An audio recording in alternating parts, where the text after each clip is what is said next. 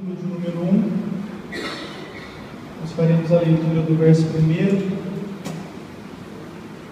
Em seguida nós vamos pular para Atos, capítulo 18, fazendo uma introdução sobre a história da igreja de Corinto, como que foi a fundação dela, quais foram os desafios que Paulo enfrentou na ocasião da fundação da igreja.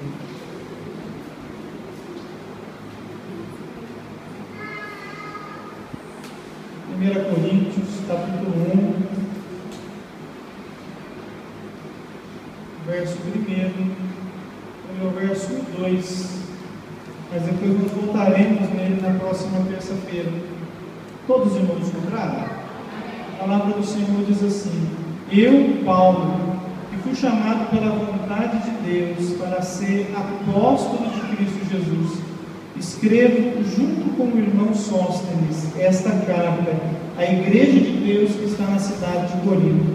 Escrevo a todos os que, pela sua união com Cristo Jesus, foram chamados para pertencerem ao povo de Deus. Esta carta é também para aqueles que em todos os lugares adoram o nosso Senhor Jesus Cristo, Senhor deles e nosso. Amém, meus irmãos? Irmãos, a carta aos Coríntios é um dos textos bíblicos mais discutidos no Novo Testamento e talvez um dos textos mais importantes para nós como comunidade cristã. O apóstolo Paulo, meus irmãos, escreveu esta carta provavelmente entre o ano 55 e 56 a.C., e ele tinha dois objetivos quando ele escreveu esta carta aos Coríntios. O primeiro, apontar solução para uma série de problemas que os irmãos da igreja relataram para ele que estavam acontecendo na comunidade. Em segundo, esclarecer de uma vez por todas alguns pontos importantes da doutrina cristã, como a questão da ressurreição dos mortos, que nós vamos aprender no capítulo 15. Foi Paulo, meus irmãos, que fundou essa igreja, o apóstolo que dá nome ao nosso estado, a um dos times de futebol mais famosos aqui no Brasil. E ele foi feito um trabalho tremendo na sua segunda viagem missionária, que deu início à igreja de Corinto. Se você puder abrir a sua Bíblia em Atos capítulo 18, nós vamos observar nesse capítulo a história da fundação da igreja de Corinto. Provavelmente, meus irmãos, a chegada de Paulo em Corinto se deu no ano 50, 5 anos antes dessa carta ser escrita. E é aqui no capítulo 18 que nós vamos saber como se deu a fundação da igreja, quais foram os primeiros desafios que Paulo enfrentou, e a gente vai ter um plano de fundo para tudo aquilo que vai ser tratado em seguida nos capítulos da carta aos Coríntios. Atos 18, todos encontraram? Vamos ler o versículo 1 que diz assim: Depois disso, Paulo saiu de Atenas e foi para a cidade de Corinto. Meus irmãos, eu já mencionei que Paulo chegou a Corinto na sua segunda viagem missionária. Ele já havia feito um trabalho, meus irmãos, intenso, antecedendo a chegada dele em Corinto, passando por Filipos e Tessalônica, onde ele estabeleceu igrejas e enviou cartas para elas depois, a carta aos Filipenses e a carta aos Tessalonicenses. Depois disso ele passou pela cidade de Bereia, pela cidade de Atenas, para finalmente, após um tempo de trabalho nessas cidades, ele chegar em Corinto e iniciar o trabalho. Eu observo, meus irmãos, aqui nesse primeiro verso, o incansável que Paulo era. Meus irmãos, imagine só o desafio desse homem no tempo em que não havia comunicação tão boa, em um tempo em que não haviam recursos tão fartos, mas ele estava entre uma viagem missionária e outra, trabalhando incansavelmente, fundando igrejas, e ele então deixa para nós um legado, meus irmãos, tremendo, de uma pessoa que foi incansável no seu trabalho no Evangelho. Queridos, nós que estamos aqui, hoje participamos do legado que Paulo deixou. Ele deixou a sua marca quando ele trabalhou incansavelmente pela proclamação do Evangelho. E nós precisamos pensar hoje, e essa talvez seja a primeira reflexão que eu quero trazer para os irmãos nesse princípio de estudo, é que tudo aquilo que nós estamos fazendo hoje é uma marca que nós estamos deixando para aqueles que vão nos suceder. Então hoje nós temos uma geração aqui que está vivendo o Evangelho, que está proclamando a palavra, que está anunciando o nome de Jesus, e nós precisamos deixar uma história forte, para que aqueles que vão vir depois de nós possam ser encorajados pelo nosso exemplo, para continuar anunciando o bom nome do Senhor Jesus Cristo. E eu quero perguntar para você nessa noite, que exemplo nós temos deixado? Qual é o legado que nós vamos deixar para a próxima geração? Nós vamos ser recordados como uma geração que foi assim vergonhosa, uma geração que foi tímida, uma geração que não foi corajosa? Ou nós vamos ser recordados como um povo cheio do Espírito Santo, que virou Campinas de ponta cabeça, pregando que Jesus Cristo é o Salvador do mundo? Então eu quero que você nesse momento reflita e pergunte para si mesmo, qual é a história que eu vou deixar para a próxima geração? Meus irmãos, Paulo não concebia a igreja, a vida cristã, como um museu de santidade. Eu já falei isso para os irmãos em outra ocasião. A igreja, ela tem uma escolha para fazer. Ela pode ser aquele local onde as pessoas que aceitam a Jesus se reúnem, cultuam, prestam culto a Deus e esperam ou a morte, ou Jesus voltar, ou ela pode ser uma agência do reino de Deus. Um trabalho tão vivo, tão tremendo, que aonde o crente coloca a planta do pé dele, a bênção de Deus acompanha. Quando ele abre a boca para falar, Deus fala pela boca dele. Na mentalidade de Paulo, aonde pisa um cristão, a própria presença do Senhor Jesus está chegando. E é esse tipo de evangelho que o Senhor Jesus quer que a gente viva. Por onde Paulo passava, ele deixava uma igreja instalada. O que nós estamos deixando por onde a gente passa? Problemas, confusões, fofocas, intrigas? Não. A partir de hoje, aonde nós passarmos, que nós possamos deixar um rastro da glória de Deus, da presença de Deus, do amor de Deus, da salvação que nós temos no Senhor Jesus. Quantos querem deixar essa marca que glorifica o nome do Senhor Jesus Cristo? Nós precisamos desses dias de tanta indiferença espiritual, desse despertamento para a nossa vida. Versículo 2 até o verso 4, meus irmãos, continua o texto bíblico, a história da fundação da igreja de Corinto. Encontrou Paulo ali um judeu chamado Áquila, que era da província do Ponto.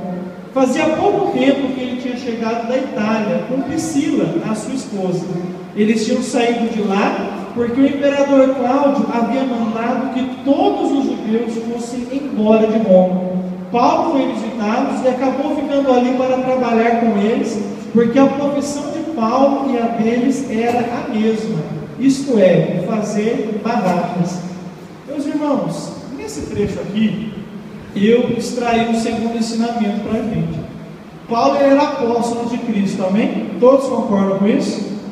O que fazia o apóstolo? A missão do apóstolo não era ser pioneiro de uma obra, não era aquela pessoa que desbravava, entrava numa cidade, anunciava o evangelho, instalava a igreja e ia embora. Esse é o trabalho que o apóstolo fazia.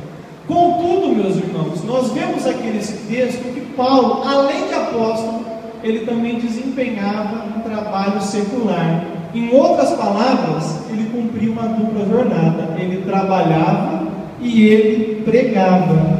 Irmãos, é muito importante a gente observar isso aqui, porque vocês já estão acostumados que hoje em dia a gente tem visto muita gente que está morrendo de vontade de viver da obra, não é? Viver da fé. A pessoa se intitula conferencista, pregador, missionário, doutor em divindade, e já não quer trabalhar mais, irmãos. Já não quer fazer mais nada. Aí, não, você não vai trabalhar, não, eu estou na obra. Irmãos, isso não é chamado para todo mundo. Nem o apóstolo Paulo foi chamado para isso. Quando ele chegou na cidade, ele foi acordar cedo e foi trabalhar, e pregava só aos sábados nas sinagogas. Irmãos, tem muita gente que quer viver da fé, mas não é da própria fé, quer viver da minha fé e da sua, sugando os nossos recursos, sugando a nossa energia, sugando o labor do nosso trabalho. A gente tem que ter muito cuidado com esse povo, meus irmãos, porque isso aí não é ovelha, não, é lobo disfarçado de ovelha. Porque aquele que realmente foi chamado por Deus para o tempo integral, Deus vai cuidar dele em todas as situações. ele não vai precisar sujar ninguém. Os irmãos conhecem alguém que faz isso? Já tiveram experiência dessa? A pessoa chega em você, entra na sua casa e começa a orar, revela tudo. Revela a marca da sua roupa, o nome da sua cachorra, as prestações da... revela tudo. Depois ele olha para você e fala: ai, companheiro, estou tão provado. Aí eu tenho que pagar a prestação do meu carro, do meu celular, não sei o que eu faço. Já jogando-me indireto em você, para você ajudar ele financeiramente. Existe um documento, irmãos, da igreja primitiva chamado Didaquê. Não sei se algum irmão aqui já teve a oportunidade de lê-lo, mas é um texto que era uma cartilha com aquilo que os apóstolos ensinavam para todas as igrejas. E uma das instruções do Didaquê é de que qualquer pessoa que se diga profeta, ou pastor, ou obreiro, que pedir dinheiro para o cristão, essa pessoa não está autorizada por Deus para falar em nome dele. Irmão, se a pessoa precisa para profetizar, para revelar, pedir dinheiro para você, essa pessoa não está agindo por Deus. Porque se Deus estiver com ela, ela fica quietinha, e o Espírito Santo fala no seu coração para ajudá-la. Você crê nisso? Pode adorar o nome do Senhor Jesus Cristo? Então, muito cuidado, viu, meus irmãos? Tem muita gente fazendo isso por aí e enganando muitas pessoas, irmãos. Eu já passei por cada situação estreita por conta desse tipo de gente, e nós precisamos cada vez mais de graça do Senhor. Eu estou no ministério mas há 5 anos pastoreando, e há 5 anos trabalhando e pastoreando, e graças a Deus, Jesus tem dado graça para a gente. Então você que está aqui fazendo a obra de Deus e que trabalha também, glorifica a Deus. Vem do Senhor a força para trabalhar, e vem do Senhor a força para fazer a obra de Deus também. É Ele que nos sustenta, Ele vai nos ajudar. Com Ele a gente vai até o fim, em nome do Senhor Jesus. A gente vai conseguir. Então tenha certeza que o próprio Deus vai te ajudar a gozar as duas coisas, tanto a sua vida secular quanto o ministério que você desempenha no reino de Deus. Amém, meus irmãos?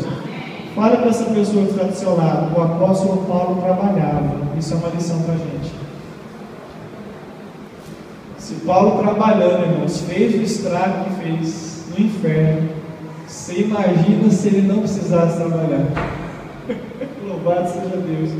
Continuando aqui, meus irmãos, verso 4 novamente, eu vou reler com os irmãos.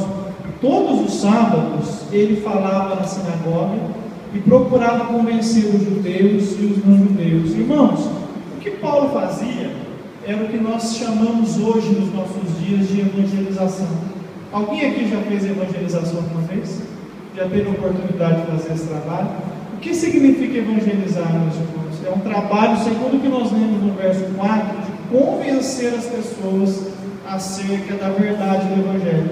O trabalho de evangelização ele é feito de diversas formas, meus irmãos. Se você tiver a oportunidade em casa de ler o capítulo 17 de Atos, o capítulo anterior, nós vamos ver as diversas estratégias que Paulo utilizava para poder anunciar o Evangelho. Mas uma coisa que nós precisamos entender é que, em suma, o trabalho de evangelização é convencer as pessoas acerca da verdade e da realidade do Evangelho do Senhor Jesus Cristo. A Bíblia, todo mundo está com a Bíblia hoje? Quem trouxe sua Bíblia, levanta ela, por favor. Esse livro, meus irmãos, não é um conjunto de mitos, de folclores, como alguns teólogos liberais afirmam. Pelo contrário, irmãos, o que nós temos aqui é um conjunto de narrativas que foi realmente um registro fidedigno daquilo que Deus fez no mundo. Se você puder abrir a sua Bíblia em Lucas, capítulo 1, do verso 1 até o verso 4, nós vamos observar, meus irmãos, que aqueles que escreveram a palavra de Deus se empenharam de uma forma tremenda para que a realidade dos fatos fosse registrada e nada ficasse sem ser registrado. Por quê? Era importante que esse livro, que viria a ser a palavra revelada para nós, tivesse sido escrito de tal forma, com tamanho zelo, a ponto de ele nos mostrar apenas a verdade sobre Deus. Em Lucas capítulo 1, do verso 1 até o verso 4, nós vamos ver o autor do livro dizendo o cuidado que ele teve para poder fazer com que o seu evangelho fosse uma narração fidedigna. Olha o que está escrito, todos encontraram? Muitas pessoas têm se esforçado para escrever a história das coisas que aconteceram entre nós. Elas escreveram o que foi contado por aqueles que viram essas coisas desde o começo e anunciaram a mensagem do Evangelho. Portanto, Excelência, eu estudei com todo cuidado como foi que essas coisas aconteceram desde o princípio e achei que seria bom escrever tudo em ordem para o Senhor, a fim de que o Senhor pudesse conhecer toda a verdade sobre os ensinamentos que recebeu. Olha, irmãos, o zelo desse autor. Ele procurou saber a realidade dos fatos, procurou colocá-los em ordem e procurou asseverar se de fato o que ele estava escrevendo havia acontecido dessa forma realmente. Por isso, meu irmão, quando você lê essa palavra aqui, você está lendo algo que Deus preparou no coração dele para o seu. Louvado seja o nome de Jesus. Aqui não tem conto da carochinha, aqui tem uma história de salvação que pode transformar a vida do ser humano. Por isso nós precisamos abrir o nosso coração para o Evangelho, abrir o nosso coração para a Bíblia Sagrada, sabendo que se nós cremos na mensagem desse livro, verdadeiramente as promessas que estão nele vão se cumprir na nossa vida. Você quer receber a promessa de Deus para a sua vida? Quantos querem aqui? Estão todos no livro. Leia o livro, se alimente dele e com certeza você participará daquilo que o Senhor tem para fazer com a sua vida. Deus é maravilhoso. Atos 18, verso de número 5, continuando aqui. Depois que Silas e Timóteo chegaram da província da Macedônia, Paulo começou a dar todo o seu tempo para anunciar a mensagem. Ele afirmava aos judeus que Jesus é o Messias. Irmãos, quando nós chegamos aqui no versículo 5, acontece uma mudança repentina na vida de Paulo, e ele é muito interessante. Até o verso 4, Paulo cumpria a dupla jornada, já falei isso para os irmãos. Quando nós chegamos no verso 5, chegaram mais dois obreiros, meus irmãos, que faziam parte do time de Paulo, Silas e Timóteo. E quando eles vieram da província da Macedônia, Paulo então pôde dedicar-se integralmente à proclamação do Evangelho. Nós não sabemos, meus irmãos, aqui, se esses dois companheiros começaram a trabalhar para sustentar Paulo, ou se eles trouxeram algum recurso das igrejas que Paulo já tinha fundado da Macedônia, para que ele pudesse se dedicar à pregação. Não sabemos. Mas o que eu vejo interessante aqui é um princípio que é muito popular para a gente, que uma andorinha só não é capaz de fazer verão, não tem jeito. Hoje, irmãos, há uma tendência na igreja muito forte para o individualismo. É o meu ministério, é o meu jeito, é o meu estilo, é tudo eu.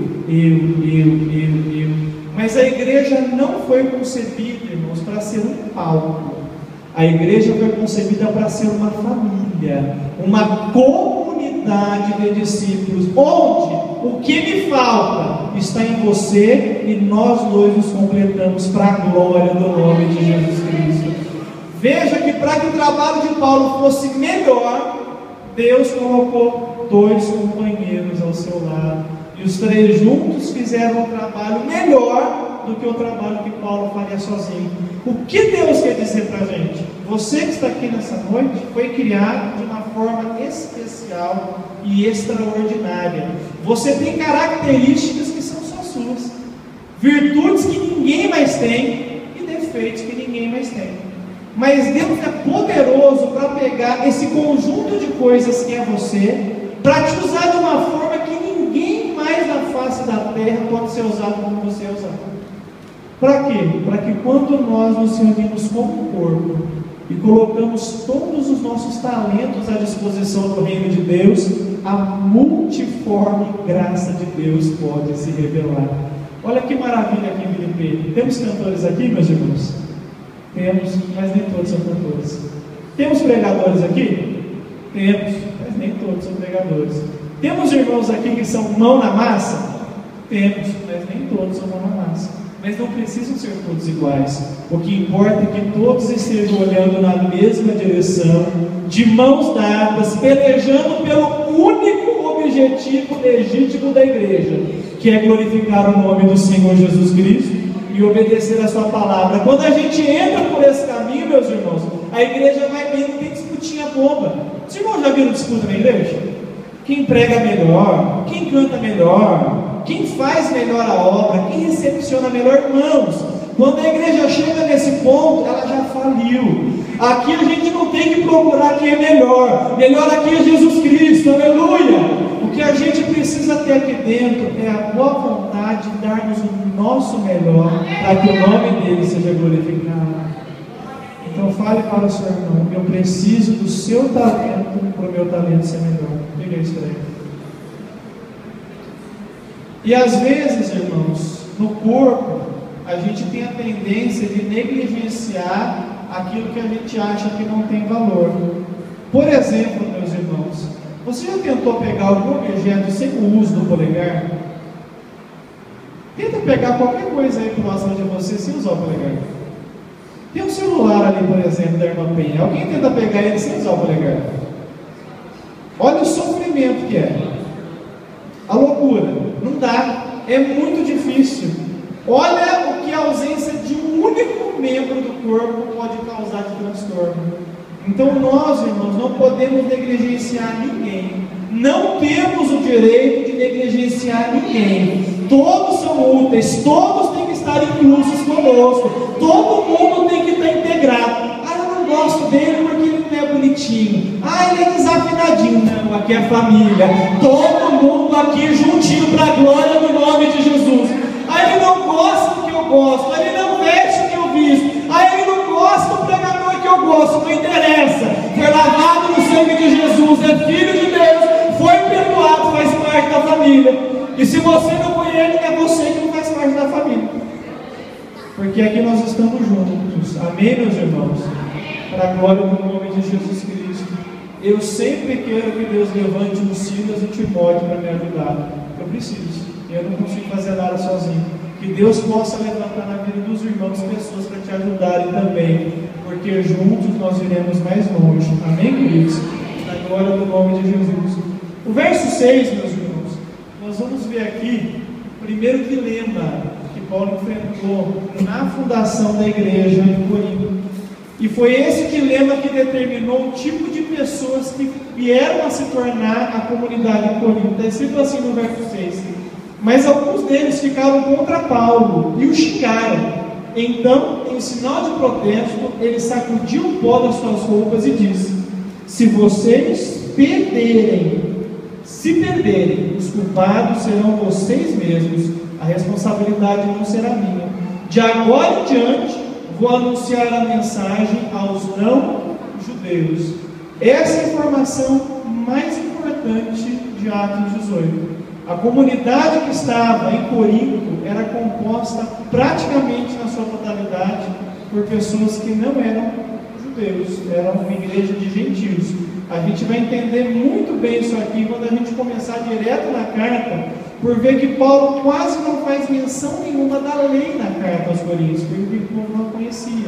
Então, quando os judeus rejeitaram a pregação de Paulo, ele então partiu para os gentios, para outro grupo. E aqui tem também, meus irmãos, um ensinamento para a gente.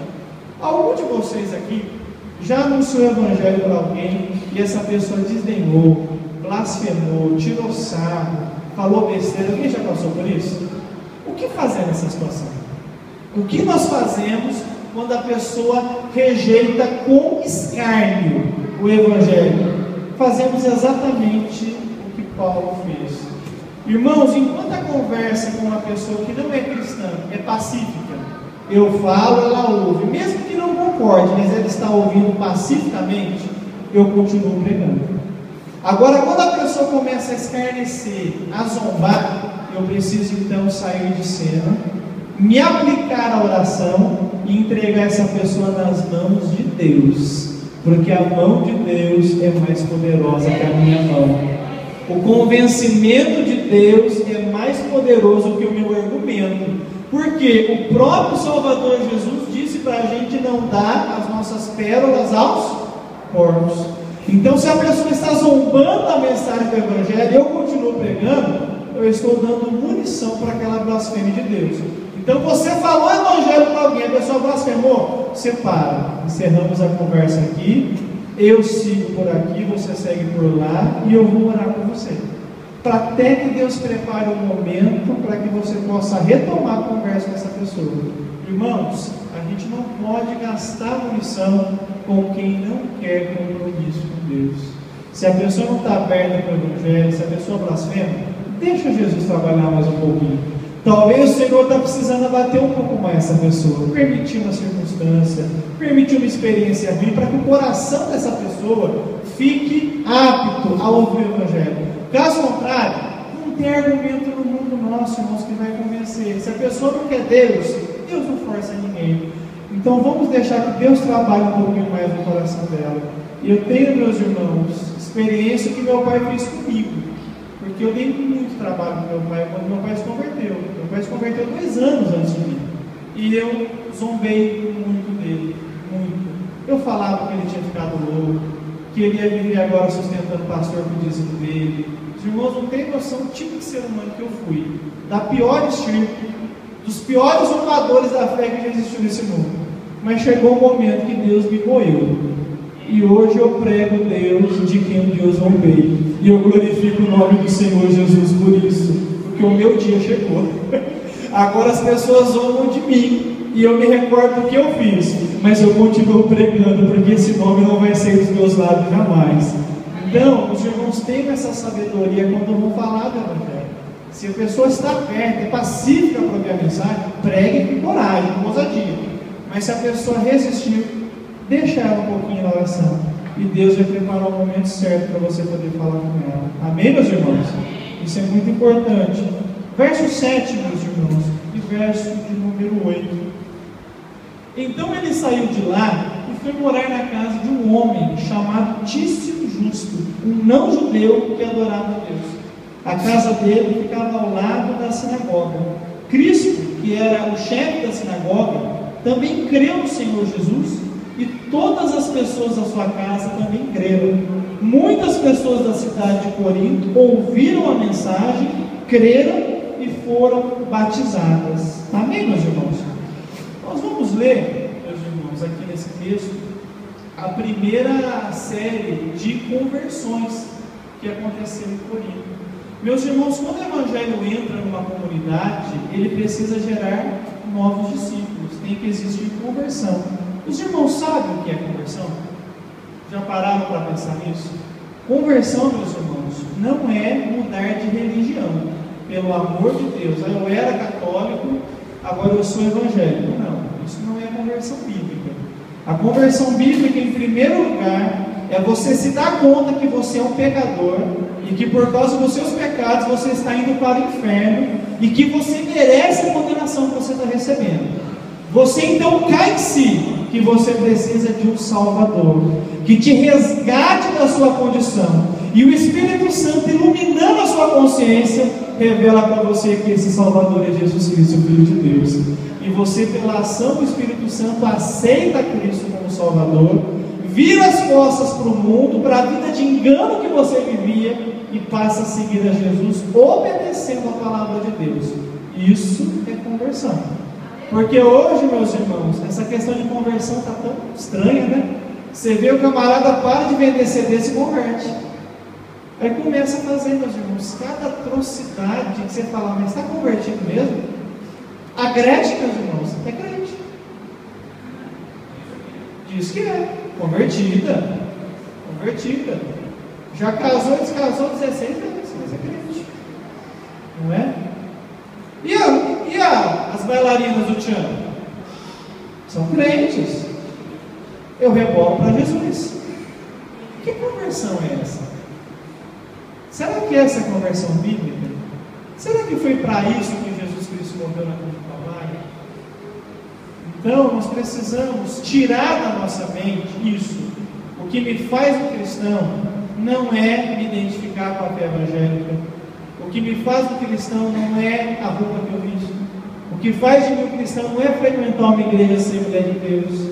O que faz de mim um cristão é eu perceber que a minha vida de pecado ficou para trás. E agora eu vou viver para a glória do Senhor Jesus Cristo, obedecendo a sua palavra fielmente, me esforçando no caminho da santificação. E isso é conversão.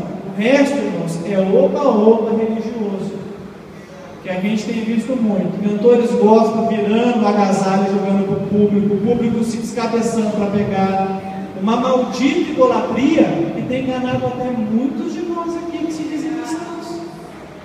Se você corre atrás de roupa do seu ídolo gospel, você é tão pecador quanto o ímpio lá de fora. Você ainda não entendeu o Evangelho de Jesus Cristo. Você tem sim que cair aos pés de Jesus e chorar buscando o poder de Deus na tua vida. Essa é a conversão bíblica. Nós percebemos que a vida sem Jesus não vale a pena. E nós precisamos, irmãos, ter esse encontro pessoal com Jesus Cristo. Esse encontro verdadeiro que faz com que a gente nasça de novo. Irmãos, Jesus não é um mito, Ele é a verdade. Se você encontrar com Jesus, nunca mais você será a mesma pessoa. Nunca mais você terá os mesmos sonhos antigos, os mesmos objetivos. Encontrar com Jesus é mudança de vida. O morto encontra Jesus e vive. O pecador encontra Jesus, vira um filho de Deus. O doente encontra Jesus, sai curado. Aleluia! Louvado seja o nome de Jesus. E nós precisamos viver isso, irmãos, no dia a dia. Encontrar Jesus e dizer não para o pecado e sim para a justiça. É amar essa palavra aqui. É desligar a televisão, pôr a cara no pó e buscar experiência com Deus. Isso é o cristianismo, irmãos.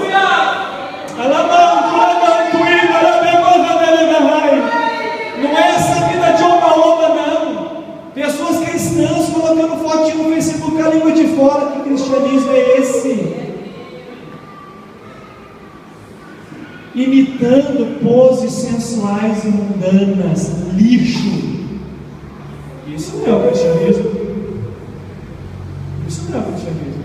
Pessoas que se dizem cristãs que se odeiam, querendo passar rasteira um no outro. Que cristianismo é esse?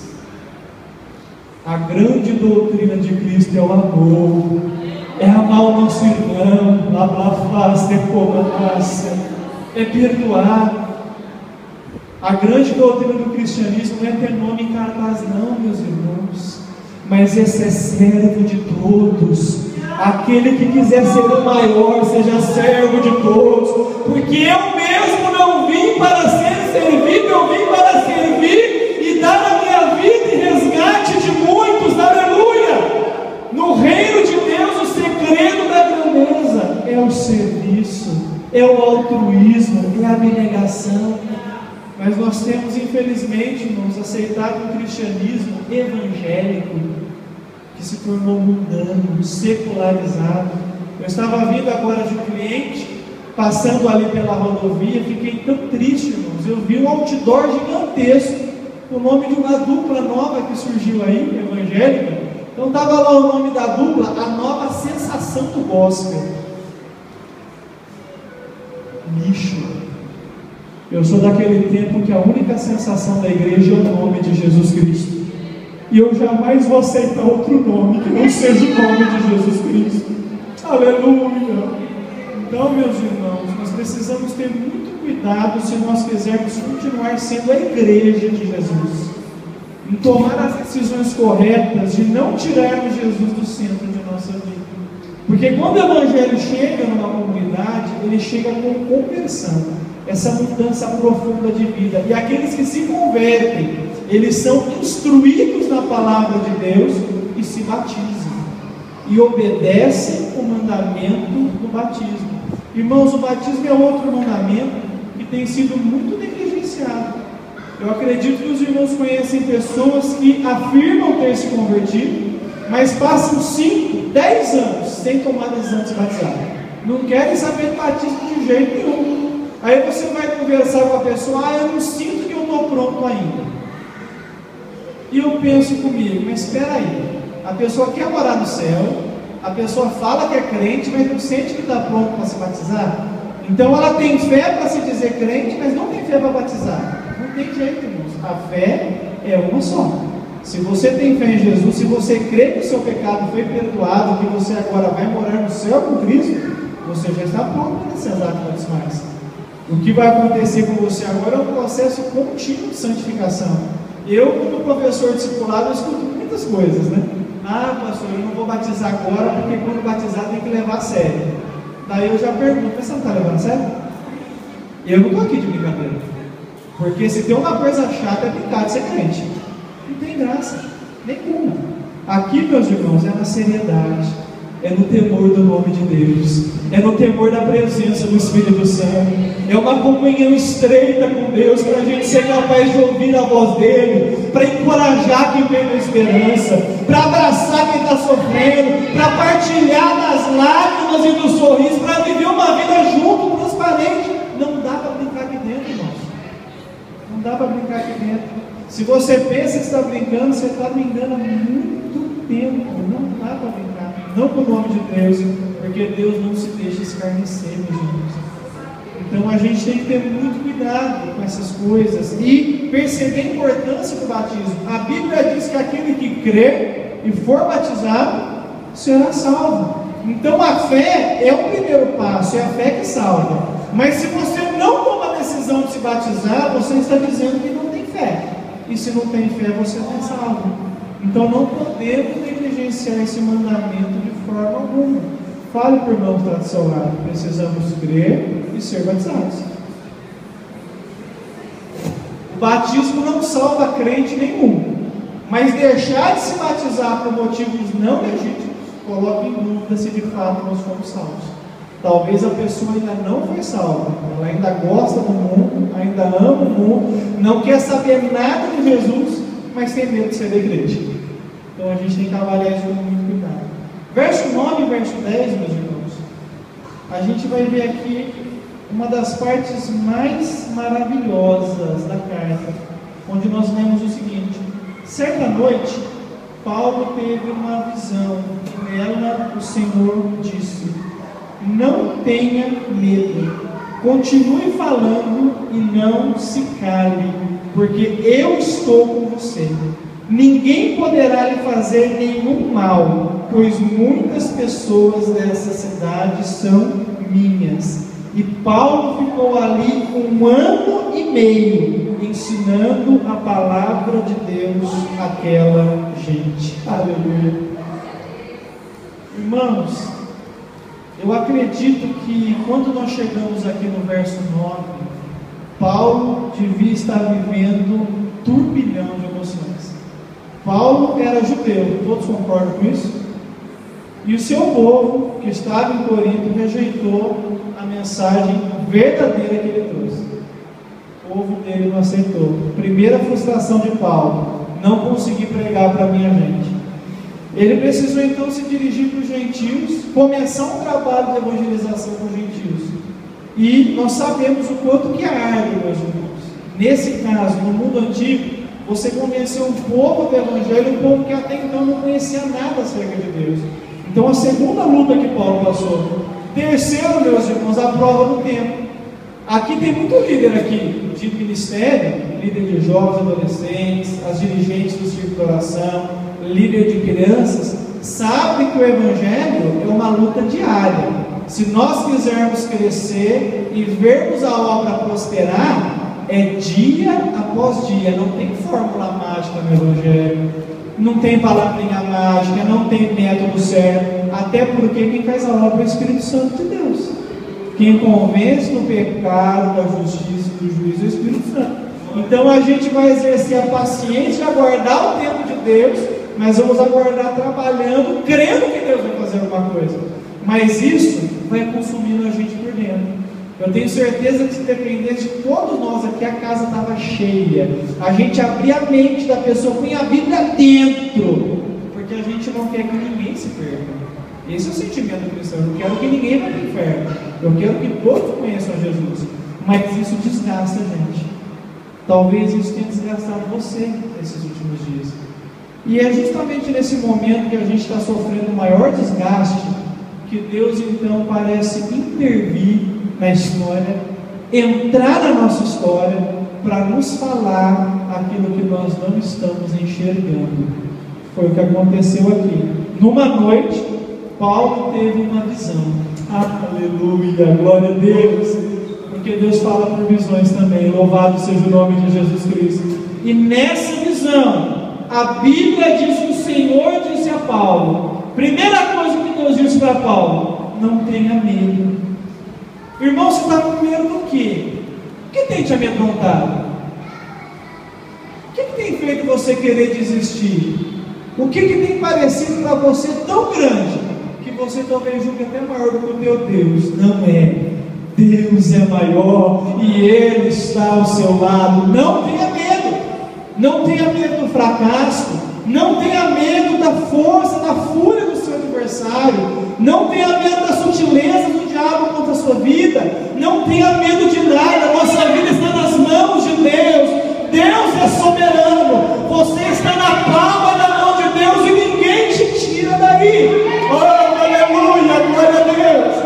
No grande jogo da vida, é Deus que está mandando todas as coisas. Aleluia. A nossa vida não é uma luta do bem contra o mal. A nossa vida é uma certeza que o bem vai vencer, porque Deus reina sozinho. Não há outro trono além do trono de Deus. Não há outro soberano além do Senhor. A luta só vai chegar em você se Deus permitir. E se Ele permitiu que chegue, Ele vai lhe dar o escape e a vitória para a glória do nome de Jesus Cristo. Então não tenha medo. Primeira palavra: Deus não quer ninguém com medo. Porque a Bíblia fala que o perfeito amor lança fora o medo. Quanto mais a gente é convencido que Deus nos ama, aleluia, mais encorajado a gente fica para permanecer na presença dEle, apesar de qualquer circunstância. Aleluia. Não temos o que temer. O ser mais forte do universo está de bem com a gente. Então nós vamos prosseguir fazendo a vontade dEle. Segunda palavra: continue falando. Irmãos, o que Paulo fazia? Pregava. O que é pregar? Falar. Então Deus fala para ele: continue falando. Não pare de pregar. Não pare de cumprir o papel que eu deleguei para você. Se Deus estivesse falando nesse verso para as filhas da promessa, não seria continue falando, seria continue coreografando. Se fosse para alguma irmã aqui da assistência social, continue estendendo a mão e ajudando. Se fosse para alguma irmã do círculo de oração, continue orando. O que Deus está querendo dizer para Paulo é o seguinte: o que eu coloquei na sua mão para fazer, continue fazendo. É isso que eu peço para você. O que Deus colocou na sua mão para você? Qual é o chamado que Deus deu para você? Meu amigo, continue tocando, meu filho, em nome de Jesus. Aleluia. Pastor Sérgio, continue ensinando a igreja. Líderes de jovens, continue cuidando aí da turminha. Nós não podemos parar. Não podemos parar. Nós temos uma força que nos impulsiona. A pessoa maravilhosa do Espírito Santo de Deus. Aleluia. E Ele conta conosco. Quantos aqui não vão parar? Glorifique o nome de Jesus Cristo. Aleluia. Então não tenha medo. Continue falando. Não se cale. Não permita que nada venha fazer com que a sua vida fique paralisada. Quantas coisas, irmãos, têm paralisado a nossa vida?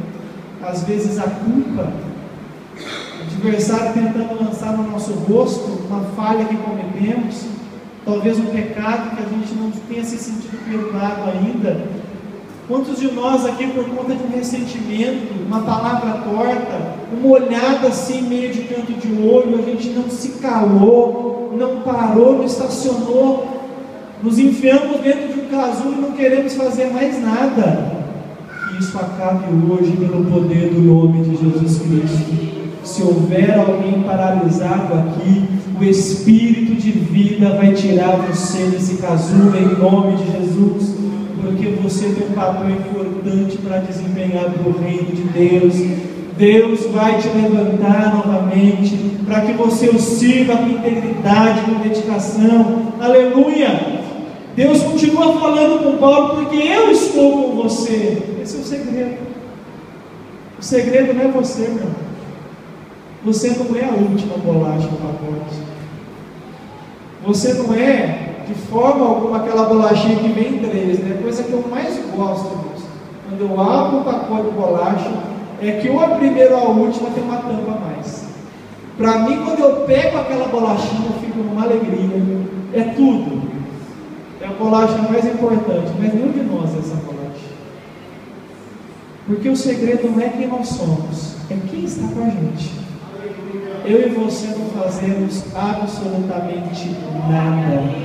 Nós somos meros instrumentos de um Deus que faz todas as coisas.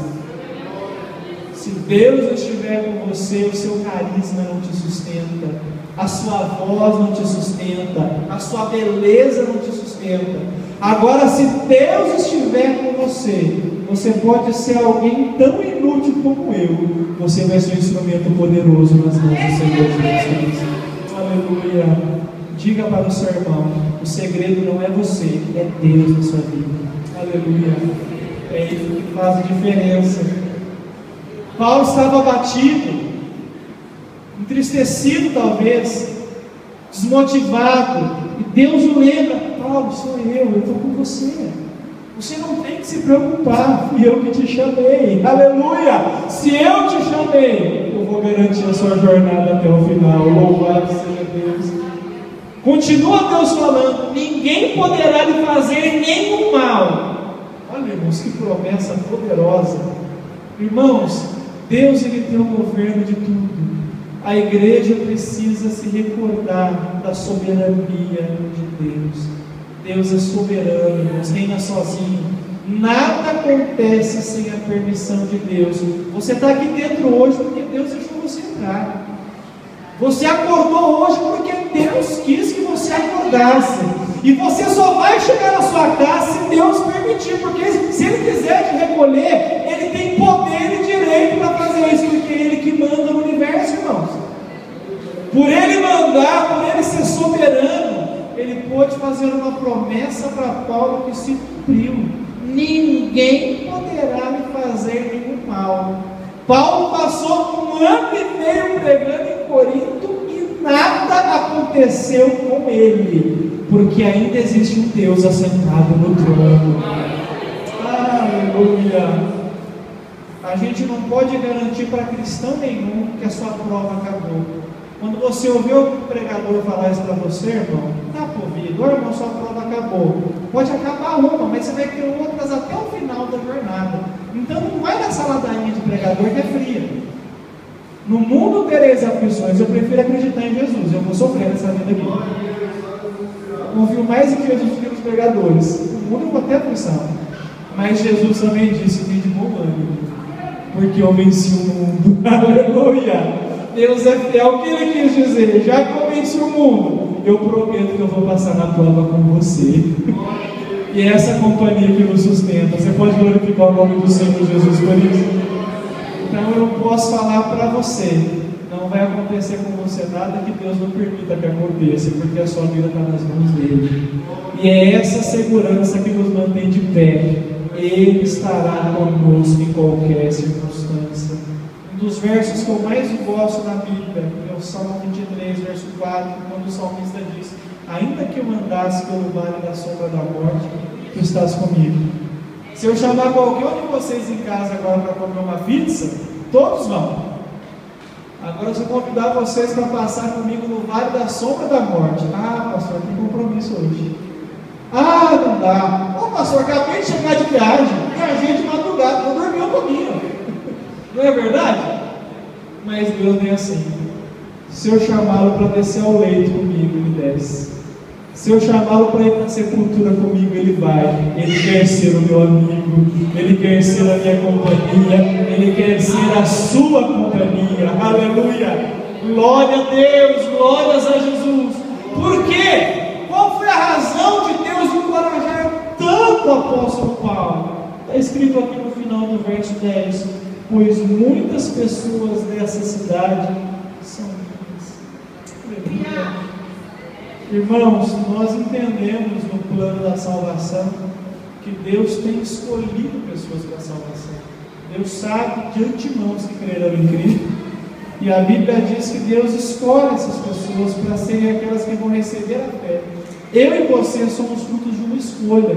Deus sabia de cada um de nós aqui que nós creríamos no Senhor Jesus Cristo, e graças a Deus o seu plano de salvação nos alcançou, e nós estamos aqui transformados, lavados pelo sangue do Cordeiro, e vamos entrar no céu somente pelo mérito de Jesus Cristo.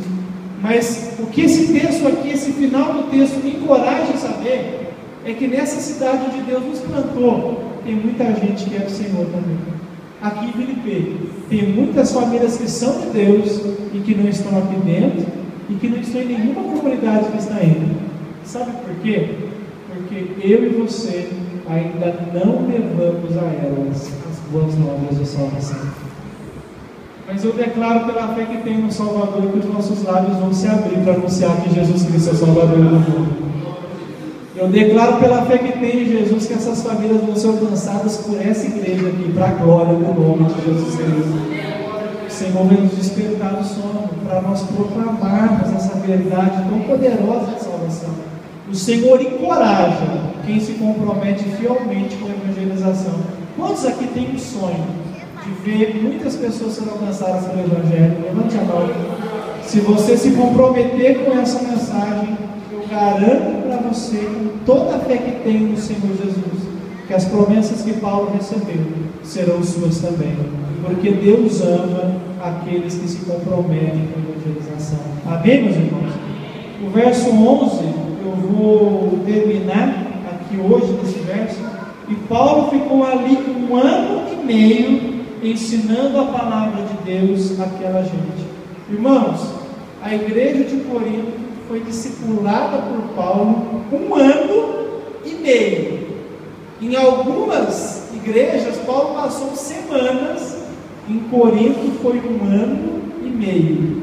Não era à toa que era uma igreja que tinha tantos dons espirituais, não era à toa que era uma igreja numerosíssima, mas aqui eu tive um último aprendizado: não foi uma igreja perfeita.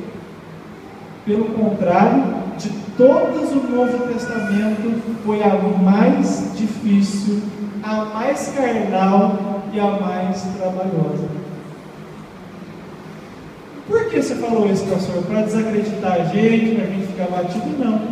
É porque eu quero que a gente perca essa visão de que na igreja tem que dar tudo certo, de que na igreja não tem problema nenhum, de que aqui todo mundo tem que ser anjinho, não pode ter problema.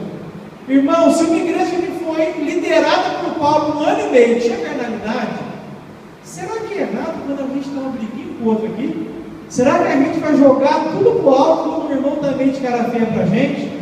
Isso é imaturidade da nossa parte, de pensar que o evangelho transforma a gente em anjo. Eu continuo sendo Sérgio, o Wesley continua sendo Wesley, e eu nem queria que o Marcos fosse outro.